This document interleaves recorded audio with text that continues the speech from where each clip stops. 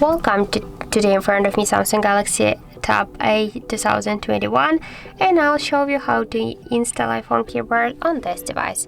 So first you should go into the settings application, and then here in the search pool enter the green Apple keyboard. And now how to get this application, so tap to install and wait a couple of seconds while the application downloading and then installing on your device. After that, just open the app here, click enable in settings. Here near the green Apple keyboard, tap once on the switcher, click OK, again OK, and just go back into the application, tap to the switch input method and switch your currently keyboard to the green Apple keyboard. And now we can see that the process is finished, and we'll go, for example, here into the search and to see the keyboard, the new look of our keyboard. And as can you see, this keyboard is so close as to the iPhone keyboard as all of these emojis.